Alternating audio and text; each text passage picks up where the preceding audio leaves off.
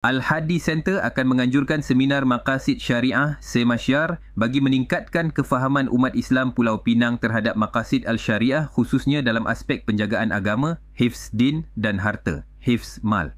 Seminar ini menyusuli cadangan yang telah dikemukakan kepada Jabatan Mufti pada Mac lalu. Dalam mesyuarat pengelola bilangan 2 2025, Al-Hadi Center menegaskan fokus kepada 4 gerak kerja utama: program masyarakat, penyelidikan, latihan dan penerbitan. Pusat ini juga berperanan sebagai badan pemikir kepada Pejabat Timbalan Ketua Menteri 1 serta Sekretariat kepada Agenda Pembangunan Agama Islam Pulau Pinang 2030.